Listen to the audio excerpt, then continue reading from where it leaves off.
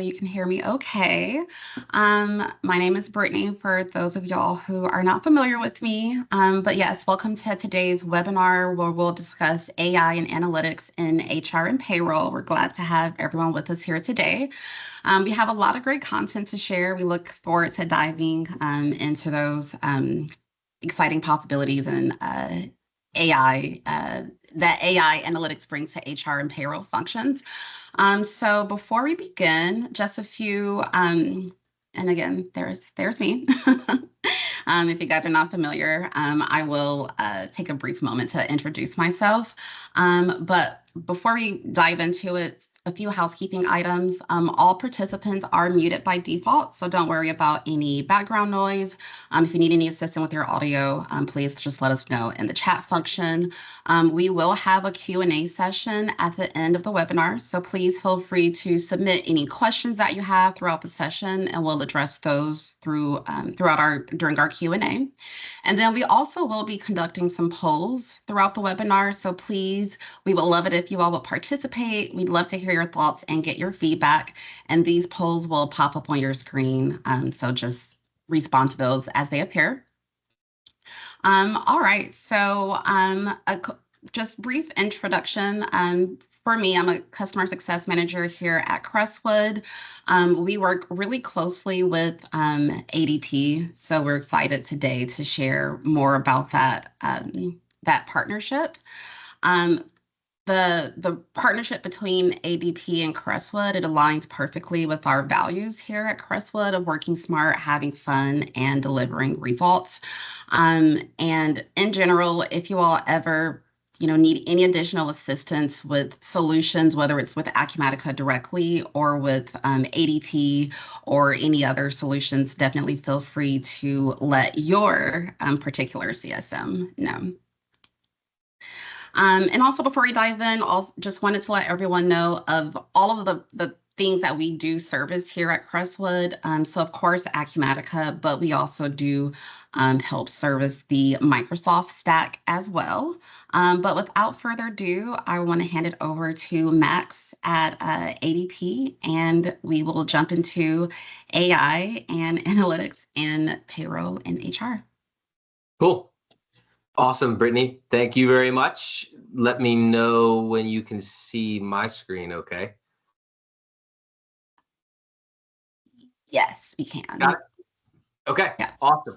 Excited to be here with you all for the next call of 45 to 50 minutes. As Brittany mentioned, if you have any questions, throw them in the chat. We'll have a couple poll questions, and there's always time for a brief little pop quiz. But my name is Max Roach. I oversee all of our data strategy and data solutions practice for ADP. So as far as all of our aggregation, anonymization process of the data itself, the aesthetics, look and feel of all of our dashboards, landing pages, all of our metrics, our benchmarks, which are probably the strongest offering that we have across all of ADP, giving our clients the ability to benchmark themselves versus industry peers regionally, nationally, from a benchmarking perspective around time to fill metrics, around turnover metrics, around labor cost, headcount metrics, pay, compensation, equity metrics. So, and our new latest and greatest generative AI tool called ADP Assist. So we're going to be talking a lot about AI, data, the role that it plays within the organization. But just quick disclaimer, this is obviously not any type of legal advice. It is by no means the final word. As we all know, data, AI, Gen AI technology is just a continuous evolving technology. And it's not a political opinion by any means. So if there's questions, things that pop up, don't hesitate to reach out. But we'll give you guys some insight. It's just like third-party reinforcement of what's happening, right now out in the market, what the possibilities are, and just things to be able to make sure that you're keeping an eye out from a generative AI perspective. If you are not on board, there's a lot of data statistics that obviously there's uncertainty with generative AI as it pertains to the employee life cycle. So my hope is that you walk out of here with a little bit of reinforced vigor and excitement around what this technology has the ability to be able to provide us. If you're looking at creating these councils or committees internally, I'll share some best practices there for you all to be able to start to, get on your data or generative AI journey as an organization. So as far as what we'll talk about, We'll talk about how to make sure you have accuracy, effectiveness in your initial prompts, high level understanding of just the risk and the benefits of leveraging AI, and then the specific use cases that are built within ADP. So we'll spend the first half of our presentation really just sharing, external. We've leveraged this technology for so long. Personally, we're now going to start to see, the impact professionally and what we do day in and day out in finance and HR. So that's really where we're going to be focusing our time and efforts. So I wanted to just start off with a quick pop quiz, throw it in the chat, and let me know what your thoughts are. So as you think about apps, personal apps, professional apps, social apps, apps you may have used at some point already throughout your day today. When you think about how quickly technology is continuing to evolve, what was the fastest app to reach 100 million users? Fastest app to reach 100 million users. Feel free to throw it in the chat. Brittany, Griff, if you don't mind keeping an eye on that, let me know if we have any guesses out there in the chat.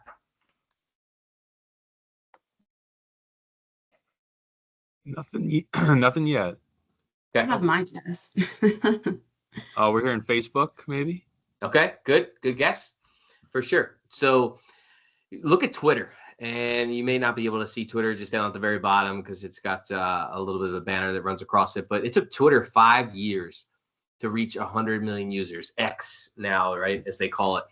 So it's wild, right? 5 years, because ChatGPT hit it in 2 months, and it's already been outpaced by Threads. So I share this to hopefully create some urgency, open your eyes to technology is growing and advancing so rapidly. I think anytime new technology, new compliance rolls out, business owners tend to have this wait and see mentality. I think about ACA. Oh, we're going to wait and see what happens with Obamacare. Don't know if I need to fill out these 1095C forms. 6 months later, they're reaching out. Hey, we got to get these forms done, right? So anytime new technology, new compliance, there's always this wait and see moment by executives and organizations. And I just don't feel how quickly this is evolving, that a wait and see mentality is necessarily a sustainable strategy for the organizations moving forward. As you think about something that just came out recently from Amazon, 73% of employers listed as the top priority, but they admit to struggling to find the right partner or starting to build out organizationally what it could look like specifically for them. So if you are a part of the 73 that knows this is something that's going to have a positive impact on how you do business, but you're a part of the 75% that's struggling a little bit, hopefully you come out of it today, right, with a little bit of a better insight and idea of how this has the ability to allow us to do things much faster, much more effectively, at scale, really ensure that you all within HR and finance are focusing your time and efforts on the true strategies within your roles. So with that being said, we've got our first poll question. So Jeff, Brittany, Chloe, I don't know who's handling that, but if you want to rip on the first one.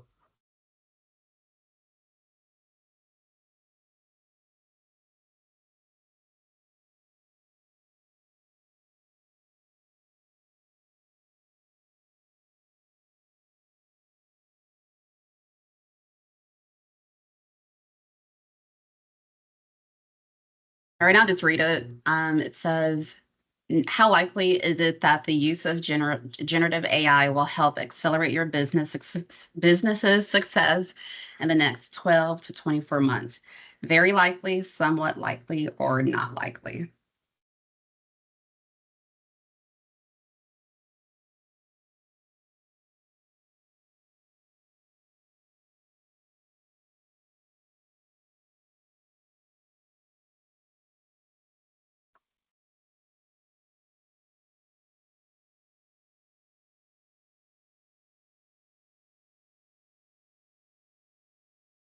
And we can rip through it here at the end and be able to share all the results from these polls. So hopefully you had a chance to answer them.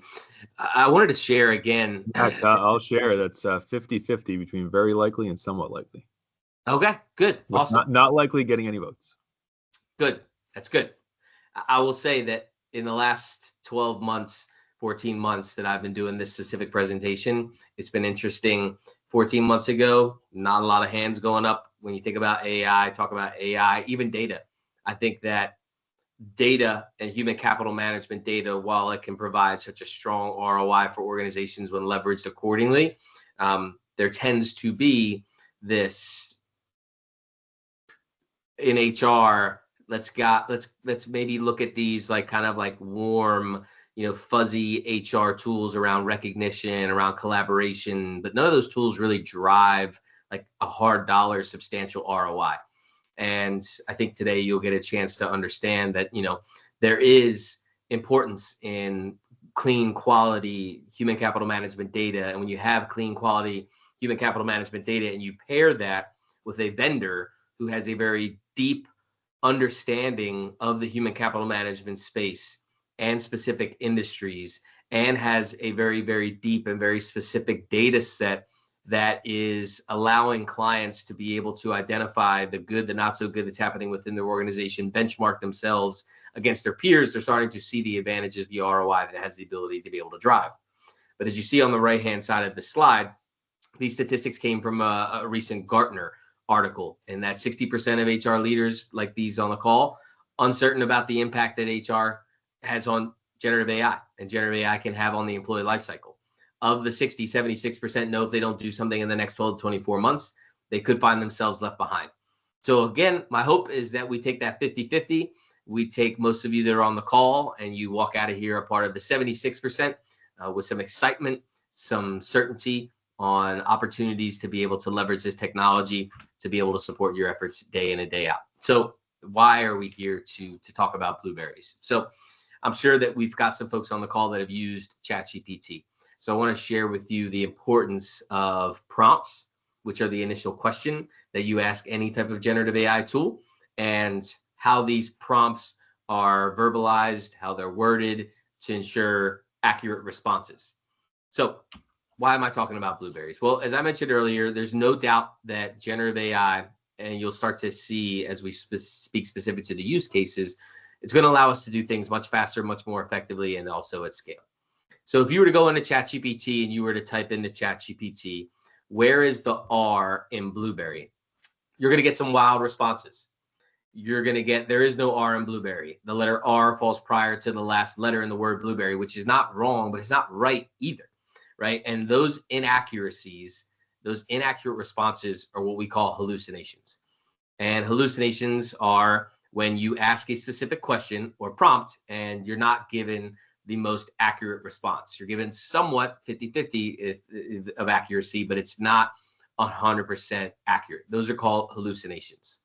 So specificity in the prompt initially, and a very, very deep and very specific data set that's driving the responsiveness of the tool is ultimately what is most important. As you think about bias and ethics, you're going to hear a lot in the news about organizations and vendors who have had bias built into their models, and certain employee types and ethnicities and demographic information is not passing through successfully, so that there's this bias against like a certain group of individuals that aren't getting all the way through the interview process or whatever it may be. So really making sure, our team at ADP is ensuring that, as you think about ADP's approach to generative AI, it's very similar to this last bullet here around our approach to data integrity, security, compliance, and privacy. Data integrity, security, disaster recovery is everything to ADP, especially as you're providing information to the federal government on unemployment rates. Like, we want accurate, clean, quality data. So knock on wood, no breaches. We've got, 1,500 employees across ADP whose sole role is to work on our generative AI initiatives. So we've got the parameters and the policies in place to ensure accuracy and the responsiveness of the tool. So now, hey, let's go back into ChatGPT. And we obviously did our first round of, where's the R in blueberry? Now, if you were to go into ChatGPT and type in number all of the letters in the word blueberry and identify where the R falls, guess what? You get an exact answer, right? The R falls in position 7 and position 8. So specificity in the prompt will ensure an accurate response. And so as you think about how this pertains to the human capital management space, within ADP, our clients have the ability to be able to chat, be able to ask specific questions, build custom reports, all by typing that in and being pushed and created to new links that are able to create custom dashboards, metrics, landing pages, all by being able to just go in and type in a question or be able to pick from a specific question bank that we've already created for you. We've built the prompts, so we know they're going to drive accurate responses.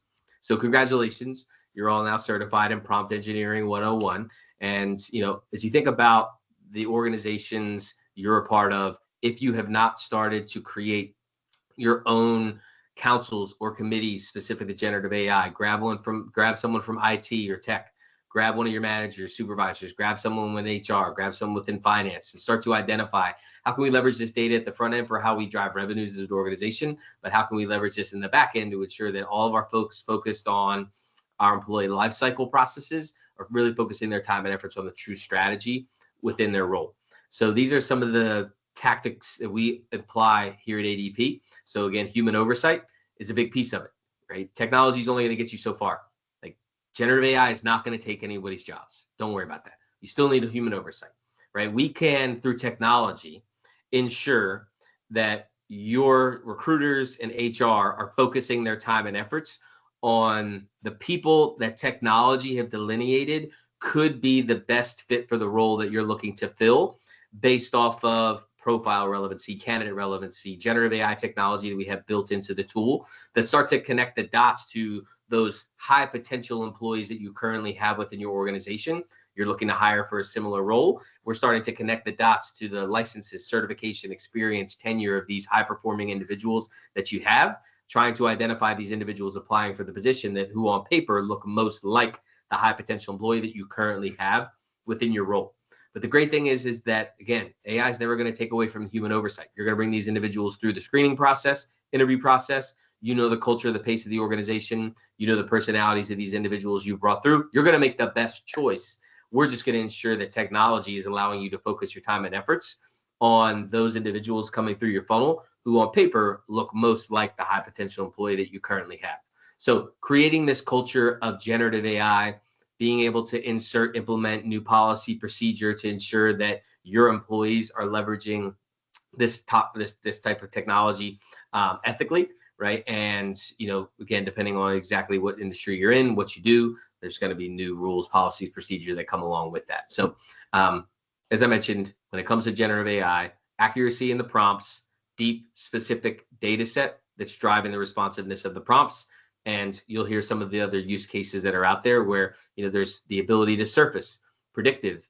Here's where you are. Why is turnover higher this month than it was this time last year, right? Surfacing, alerting those practitioners so that they can take action. I think that's what you're going to start to hear in the future, right? It's not so much like this push versus pull HR finance procedures that we were in 5-6 years ago. Now it's about surfacing insights, like alerts on your phone of what's happening within the organization so that your people can actually take action.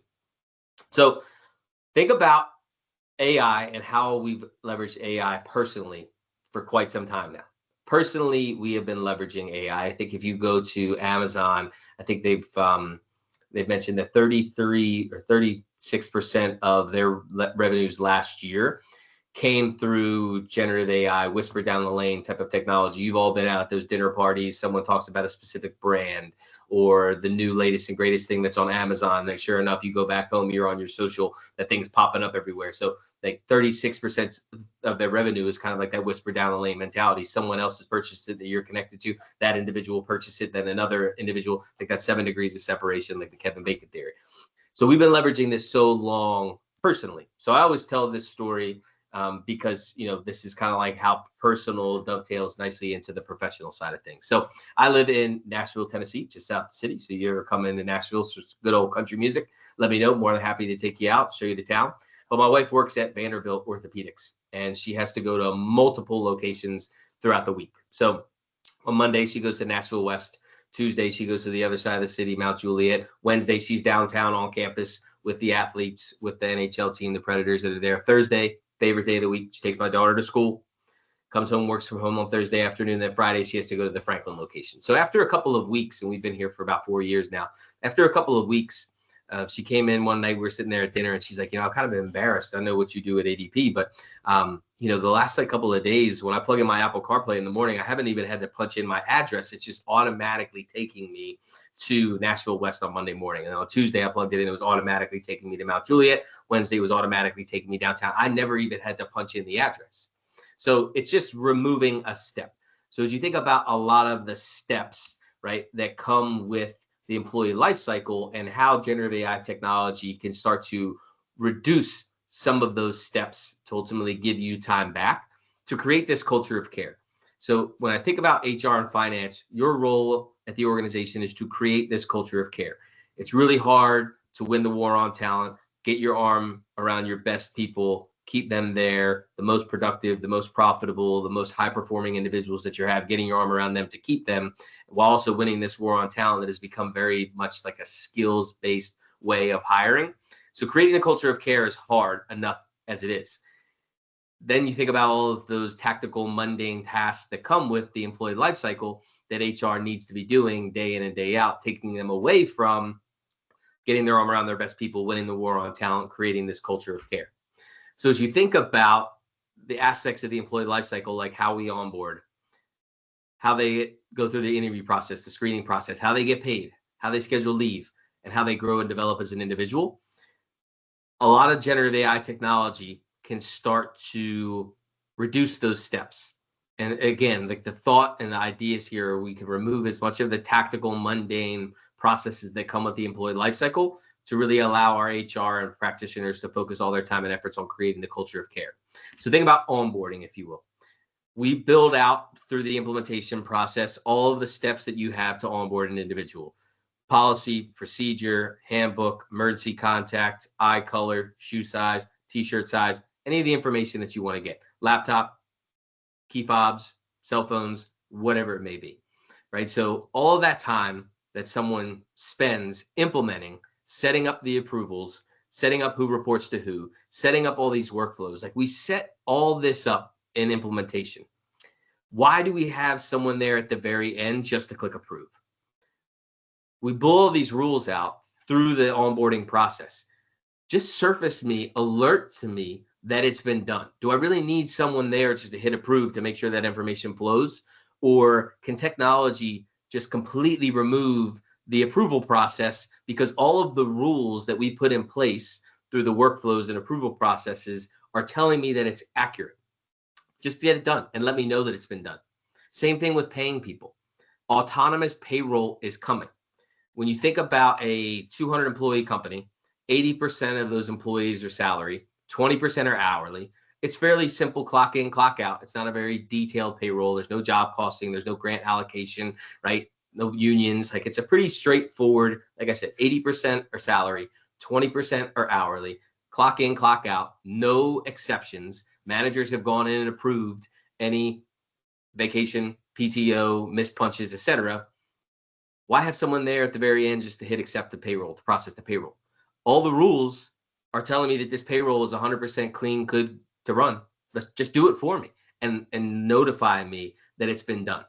Like conceptually, those are the use cases that we are working on and building for the future. And I'll share more of what is available now and what you can expect in the future. But the idea of autonomous payroll is coming. We spend so much time and effort building out these workflows, approval processes, who reports to who. Allow the technology to start working for us instead of against us. And that's really what generative AI technology has the ability to be able to do. So with that being said, we're going to take a break for a second. If you have questions, don't hesitate. Throw them into the chat. If we got any questions, Jeff, Brittany, if you can let me know. And we're going to go with poll question number 2 here.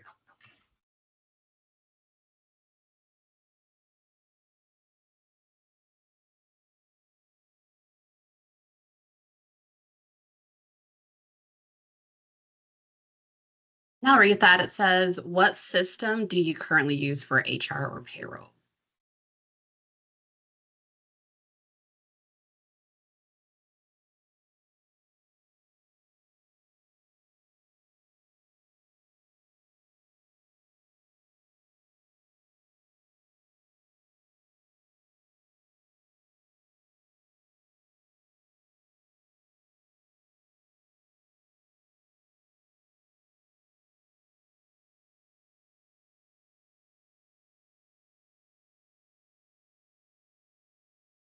Cool. So we'll check those results here at the end. But, I wanted to just reinforce from a lot of the market and what the market is saying. And if you're not familiar with Josh Bersin, well known in the HR space, if you've attended HR Tech, if you've attended any SHRM, if you follow any HR executive, HR Wire, or you've probably seen his name quite a bit.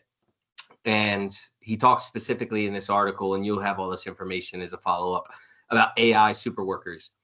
If you were to think about a 200 employee organization in Philadelphia, Pennsylvania, in manufacturing. So 200 employees, manufacturing, Philadelphia. And you have another company, 200 employees, manufacturing, Philadelphia. So two companies, very similar. One company starts to implement AI, leverage AI. The other one doesn't. It's only a matter of time before employees start to get poached, before client value shares starting to get poached. Like, those that leverage AI technology are going to outpace those that don't.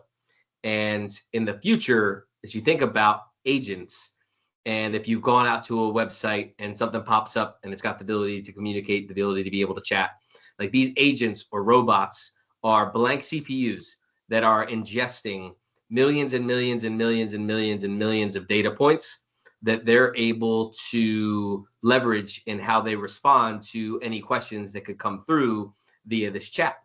And so as you think about it, whether it's your service model specifically, if you have a sales organization, right? We have a client of ours who had a large sales force and has decreased the sales force through agents and through agentic AI, because they have the ability to be able to communicate. They have the ability to ingest all of this data much faster, right, than the human brain can. And so the ability to be able to communicate, conversate, set up next steps, all through a chat feature and function through agentic AI, is a real thing. It's crazy that it's happening. Like, if anybody has been in a self-driving car, like a Waymo or a self-driving Tesla, if you haven't, right, I'll give you kind of like an idea of where I would be safe, feel comfortable as far as getting into one of these cars.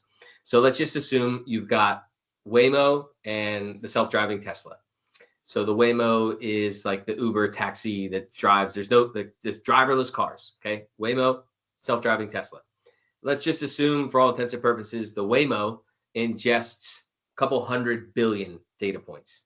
Okay, maps, traffic lights, off ramps, on ramps, ambulance, sounds, like all the things that would need to know to be able to ensure that you get from point A to point B safely. So 100 billion for Waymo, self-driving Tesla, 100,000, if you will. What car are you going to feel more comfortable getting into? I'll tell you, it should be the Waymo. So as you think about your generative AI initiatives, as you think about data, as you think about predictive insights, as you think about benchmarking, you want to go out and partner with someone who has a very deep and very specific data set to the initiatives that you have as an organization.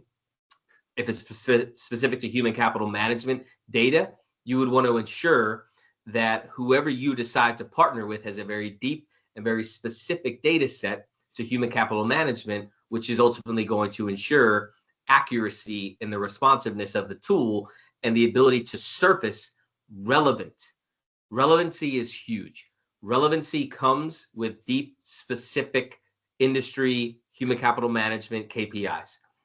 Surface relevant insights about what's happening within your organization due to a very deep historical data set that's specific to you as an organization. So again, this speaks specifically those that leverage it versus those that don't. This is an interesting survey and response that came from a SHRM survey that went out to small business, mid-sized business, and the enterprise space. I'll draw your attention to the left side of this slide. They surveyed C-level executives to get an understanding of where they felt generative AI was going to have the biggest impact in these key areas of the employee lifecycle: HR, recruiting, payroll, benefits, etc. So I'm going to draw your attention to the learning portion in the mid-market space, where only 24% of those surveyed felt like generative AI could have an impact on learning. And I'm here to tell you that it should have been 100%. Because as you think about learning and how learning works and how technology would work, we can leverage generative AI technology to recommend specific courses for employees across your enterprise to go take based off of courses they've already completed, based off of their licensing, certification. It ties into performance management, succession planning. It knows the next step for this individual within the organization. So it has all of this historical data on this individual. It knows what the next step is within the organization. And without anyone having to kickstart that process, it can automatically start to recommend specific courses for these individuals to take so they can continue to stay engaged, creating the culture of care, find your best people, get your arm around them, see the next step, keep them engaged through pushing out learning management courses that are ultimately going to help them path to the next role within the organization.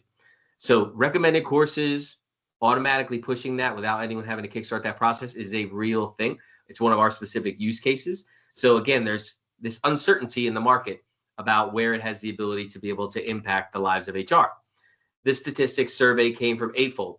If you have a UKG user out here on the call, that's who UKG has decided to partner with for their generative AI initiatives.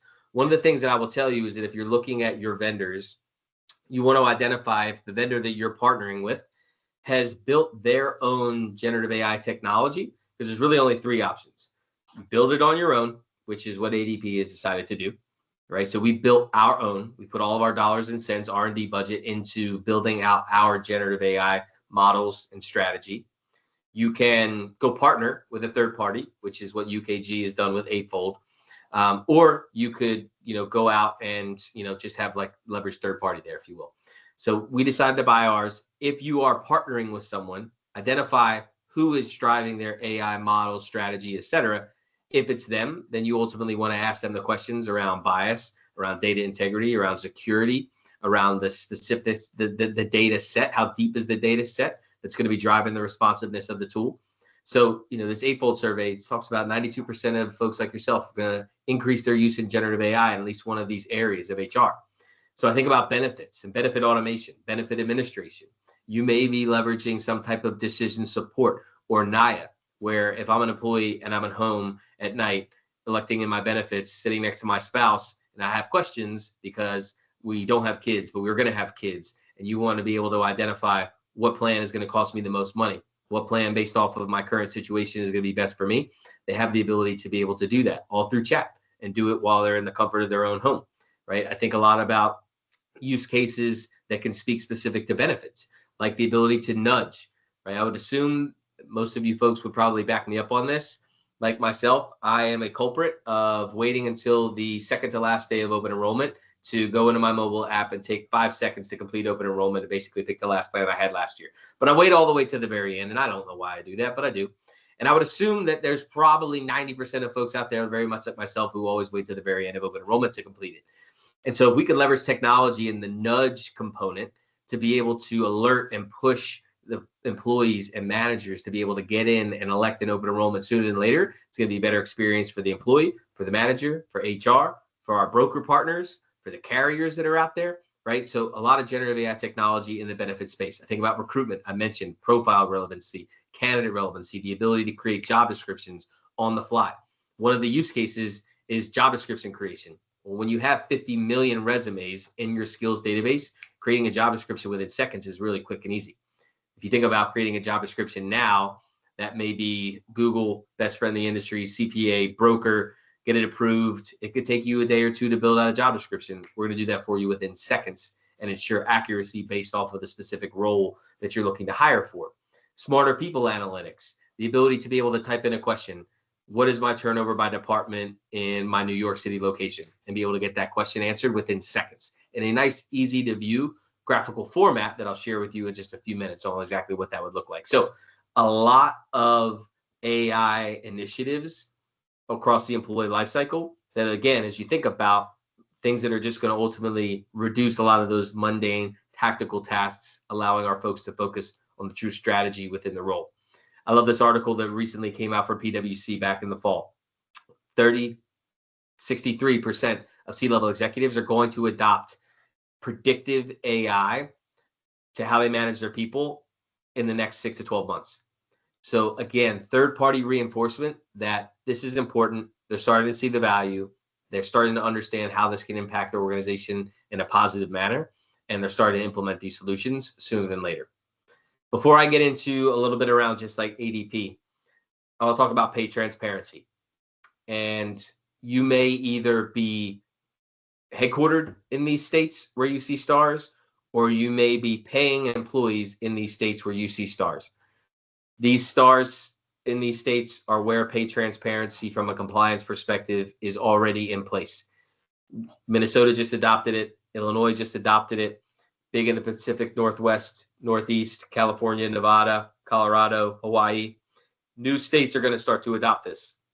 This is just really ensuring that employees in the applicant pool have an idea of what pay looks like going into that role. That's what pay transparency is. You have to provide a salary range in the requisition that you're pushing out on your website to Monster, Indeed, Career Builder, ZipRecruiter, wherever you're hiring, that you've got to have that salary range. There's a specific example where a New York City 1099 was working for a company. She sees they're hiring a W-2 position doing the exact same job she's doing as a 1099, offering $60,000 more as a W-2. She would have never known that without pay transparency. She applies for the job. She gets the job, gets a $60,000 base increase. And hey, all well and good. She would have never known that if pay transparency in New York City wasn't a law.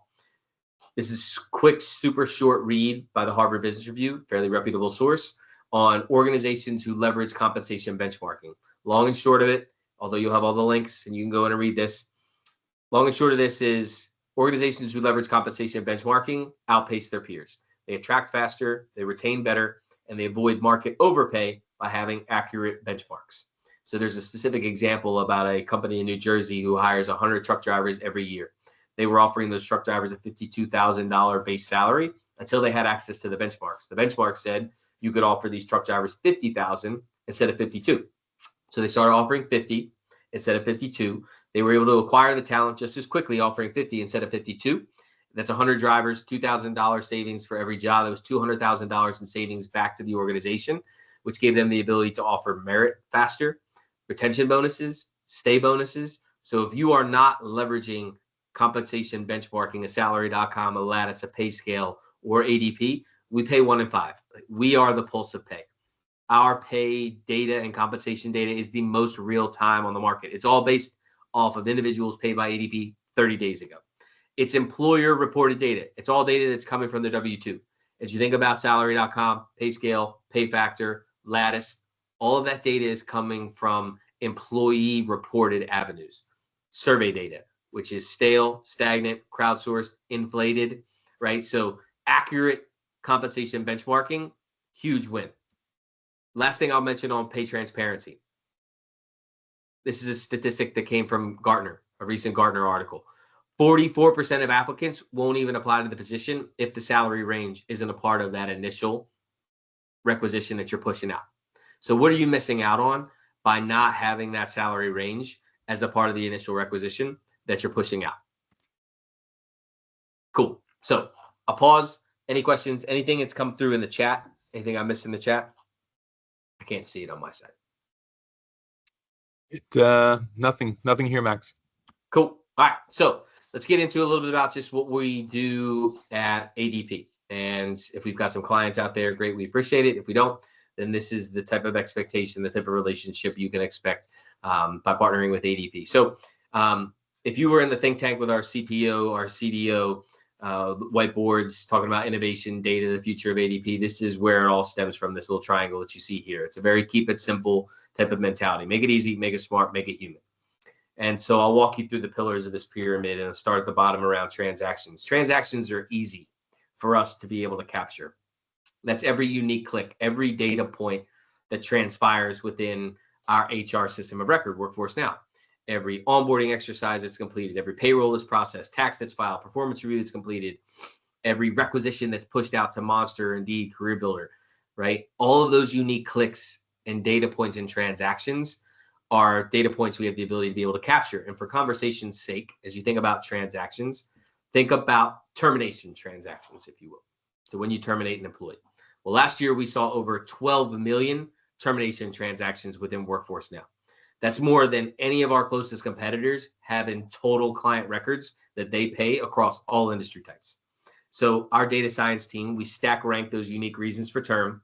We work with a third-party consultant to be able to identify, hey, what predictors would we want to build in to our technology to proactively notify our practitioners and executives of current employees within the organization who, based off of the 12 million termination transactions we saw last year, could potentially be at risk to exit the organization because they're undercompensated in comparison to their peers. They haven't received a promotion or a merit increase in comparison to their peers. They haven't, or they commute too far to the office, or they aren't assuming the appropriate amount of hours or overtime earnings in comparison to their peers. So because we've seen so many of these terminations, we have the ability to provide that insight and surface that insight to our clients of, hey, here's employees that could be at risk to leave. If you want to keep them, here's some things you may want to right size in order to do that. So we have a pretty good understanding as to the why and when an individual may leave based off of all the historical data and all of the transactions we've been able to capture. So the transactions drives and gives us the ability to provide the insight predictively to our clients of what's happening, the good, the not so good within the organization. And the last piece is making it human, creating an experience where we're notifying your practitioners of upcoming birthdays for individuals that are on their team. We're notifying the executives that labor costs this month are higher than they were this time last year. What's going on? Why? Why is our turnover this month higher than it was this time last year? Surfacing insights so that you can take action on the good, the not so good that's happening within the organization. That's what we give our clients the ability to be able to do. And when you do that effectively, you have the ability to be able to create some really nice results as an organization. So these results in ROI that I'm going to talk through right now are based on a client claims assessment that we conducted on 50,000 plus of our analytic and data users. These results were achieved within 1 year of having access to our benchmarks, because there's no real way to improve if you don't have an initial baseline comparison. Like, I can't reduce my days to hire if I don't know what my days to hire are and what my days to hire are in comparison to my peers. Why are my peers hiring faster than me? Right? So that's what our benchmarks give our clients the ability to be able to do. We all know the Ernst & Young study that total cost of ownership, no doubt, after implementing a human capital management solution, you reduce profit leaks. It's eventually starting to pay for itself, but it's not achieved immediately. It's recognized over time. These results were achieved within the first year of having access to the benchmark. So clients are reducing time to hire by 27 days. I mentioned a couple of these points already. Job description creation on the fly, skills database with 50 million resumes, profile relevancy, candidate relevancy. We're ensuring that recruiters and HR are focusing their time and efforts on the best people. They're posting their jobs to the boards that are getting them the most hits, right? That's where we're starting to move the needle. And I see every job that comes through ADP. I see some jobs that are 90 to 100 days to fill. So moving the needle 27 days means a lot. I've seen a couple of our prospects who have had jobs out there that have been 6 months without being filled. Like, those are the people that we can help, right? Those are the people that we have the ability to be able to move the needle in quite a dramatic fashion to get them and people in the door much faster, so they can do a better job of retaining those individuals. Employee retention. I mentioned a few pieces around current employees, identifying why they could be at risk to leave. So twofold. One, our clients know all of the employee types across the enterprise and what the cost to replace is should an individual exit the organization. And it's based off of 4 specific metrics: what you pay out in severance, what that cost to recruit that individual is, what the cost to train that individual is, and what you lose in productivity loss. So if you don't pay out severance for a specific role, you as an organization do pay, right, a cost to recruit this individual, because you're using specific technology, you're using people's and their time and hours, you're using specific websites you may have to pay subscriptions for, right, to be members, right? So there's a cost associated to recruit this individual. There's also a cost to train the individual, depending on exactly what you do from an industry standpoint, right? If you are a field technician, HVAC, they're using technology. There's probably a lot of training that would need to be done on those individuals. So you're going to be paying, right, to recruit these individuals, to train these individuals. And if someone leaves, right, you got to put that money, dollars and cents, right back into backfilling that individual. So our clients know the cost to replace every employee type across the enterprise. They also know who are current employees that could be at risk to leave based off of the 12 million termination transactions ADP saw last fiscal year, and surfacing those insights so you can take action as a practitioner. DE&I improvements, pay equity, pay transparency. Obviously, we talked a lot about pay already, so I won't get too much into that. Optimization of labor costs, the last one. Clients are reducing overtime spend on average by 30% or more.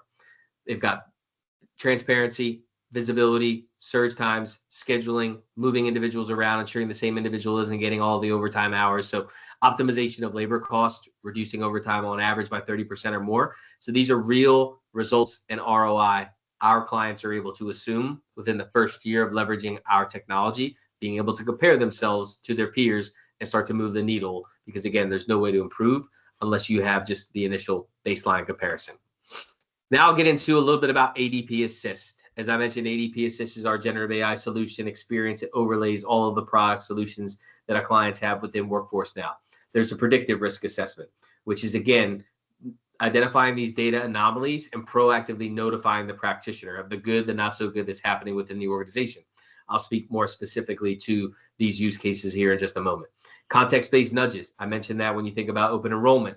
If an employee forgets to clock out at the end of the day, a manager has exceptions they need to go in and override. We're going to keep notifying and pinging these individuals, alerting them to go in and make sure that they fix these issues and exceptions sooner than later. The last piece is the chat. The ability to be able to type in a question or go to a question bank, click on a question and get an answer within seconds. Create a dashboard, create a report, all within seconds just by typing that into our technology. It's specific, as I mentioned, to the individuals leveraging the technology. The interaction for a manager is going to be different than it is for a candidate, employee, or a practitioner. If I'm a manager, I need to see my information. I also need to see my team's information, who's got coming time off, whose birthday's coming up, right? So all of that and that experience and the insights we have the ability to be able to surface is going to be specific to the individuals. You have XYZ employees that are approaching overtime. Can we move some individuals around so that you're not paying it out to that same individual, or you're not paying it out at all, right? Because we have the ability to be able to shift some schedules around. Sometimes overtime is nature of the beast. Sometimes it can be avoided. So making sure that we have better visibility, transparency in order to do that. As I mentioned earlier, the biggest difference with any generative AI technology is the specificity and the depth of data that's driving the responsiveness of the tool. And when you think about the ADP data, we've got over 1 million clients, 42 million records globally. We're paying 26 million here domestically. We are providing the unemployment reports to the government. The unstructured data, you think about clients, when they call in, how it was resolved, why they called in. All of that data and insights is what's driving the responsiveness of our tool.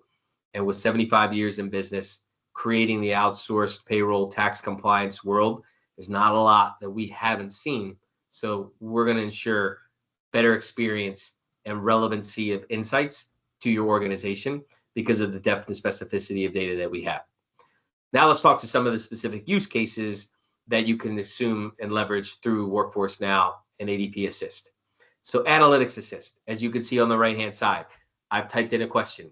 What is my turnover for sales in New York? You can see nice, easy graphical response within seconds that I got. Actions give me the ability to share this across the enterprise with any individual who needs to see it.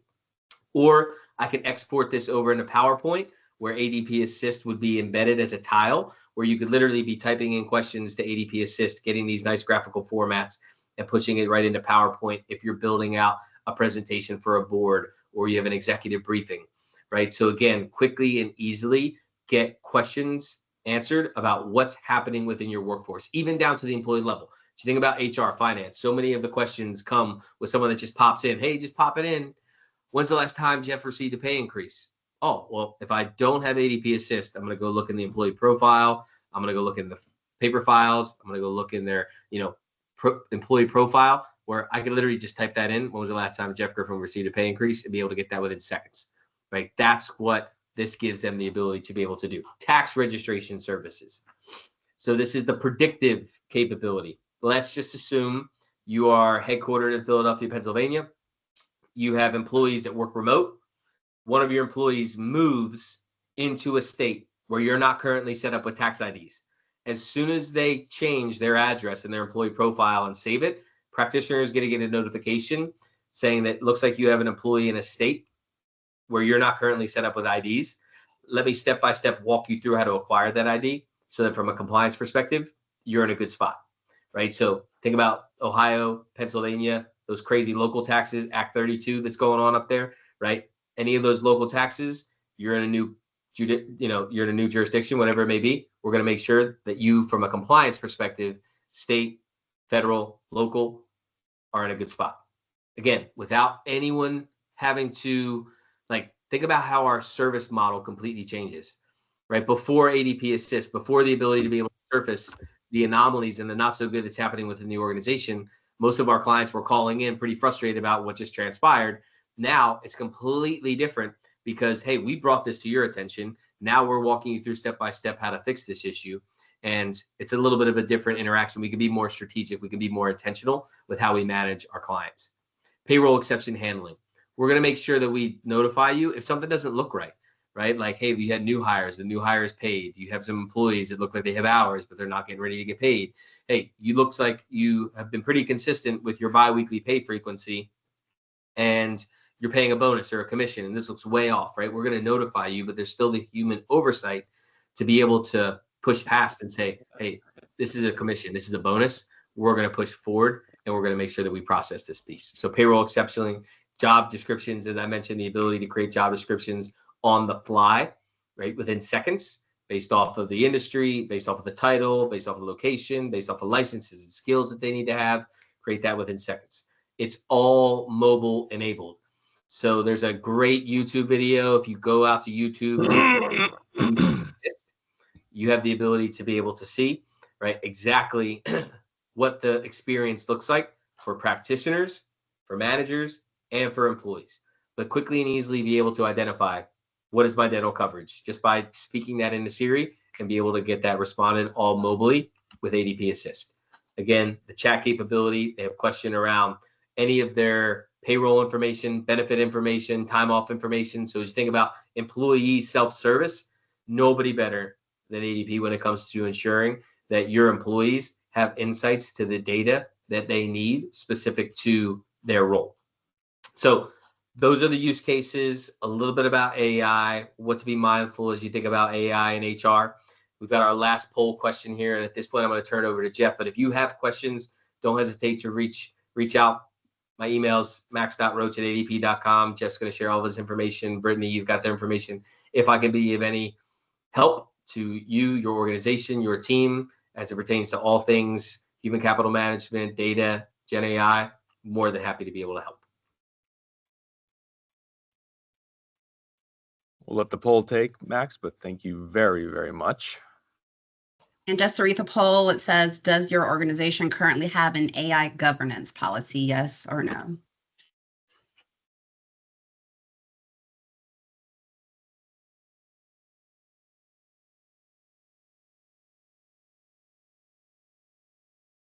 Looks like we're getting some no's, Max. Nice.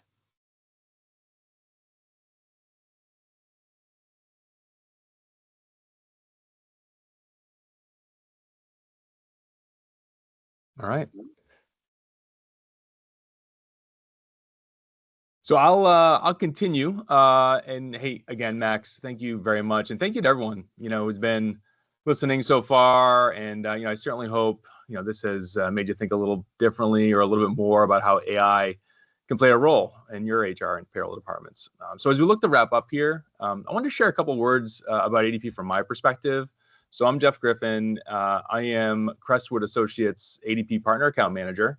I've been with ADP for 18 years, which has given me the privilege of watching ADP evolve as a company and as a solutions provider, and then done that to companies of all sizes. So let's just spend a minute here on Workforce Now.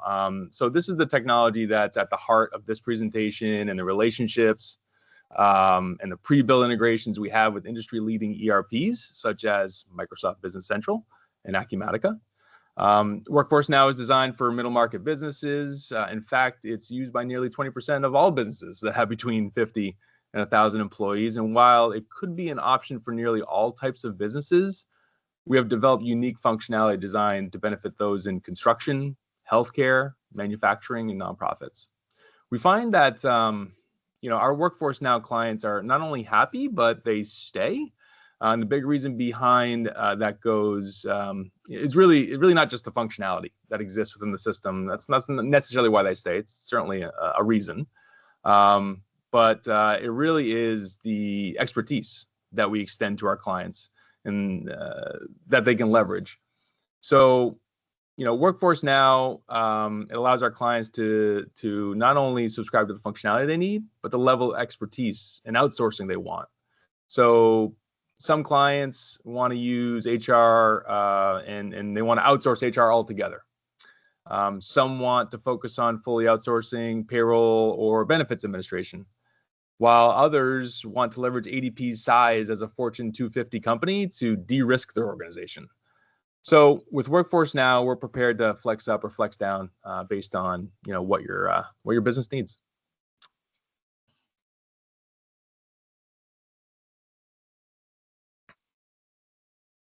All right, so I want to highlight ADP's relationship with a couple ERPs, and I want to start with Acumatica. So ADP passed Acumatica's rigorous requirements for their integration partners, and as a result, we are ACA, and no, not Affordable Care Act, although we handle that. We're an Acumatica certified application and a platinum partner.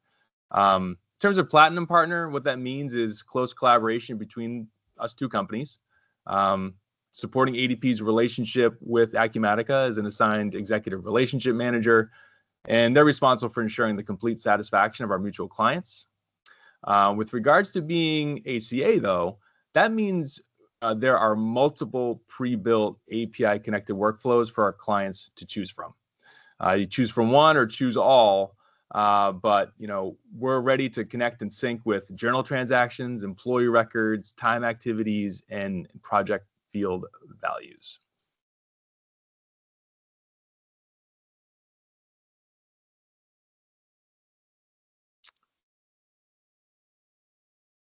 All right. I think I'm up. You know what? Before we wrap up here, there is just one slide missing. I didn't want to leave out Microsoft Business Central because, as I mentioned, that is the other ERP they have pre-built integration with. I'll just say a couple words on that real quick, Brittany, and I'll hand it over to you. But today, with the connectivity with Business Central, we connect to journal entries and the employee card, but we do have future enhancements to the integration coming that are going to include a push of employee data to resource cards, detailed job cost information and payroll to the job journal instead of just the general journal, and the option to import or export time entry data. And I'll leave you all with this too. Whether you are using Microsoft Business Central or Acumatica, all new ADP clients not only receive the full benefit of the integration that I talked about, but they'll receive dedicated customer support, specialized implementation by project managers that are trained in understanding ERP integration. You also get hands-on training for all user types, and we will be sure to convert up to 7 years of history. So, Brittany, that actually now wraps up all that I have. Didn't want to leave out Microsoft and the support model, but over to you to wrap us up. Okay, awesome. So and thanks again, Jeff. Thank you, Max. I don't see any questions in the Q&A. If any of the attendees has any, you can either speak up or just feel free to go ahead and put those in. Or, of course, if you can think of some questions afterwards, feel free to reach out to your customer success manager. So we do have all of our information, whether you're on the Microsoft or on the Acumatica side. So yes, thank you all so much for attending today's webinar on AI and analytics in HR and payroll. We appreciate your time, your participation. Again, reach out to us if you have any further questions, and we look forward to working with you further. Thanks and have a great rest of your day.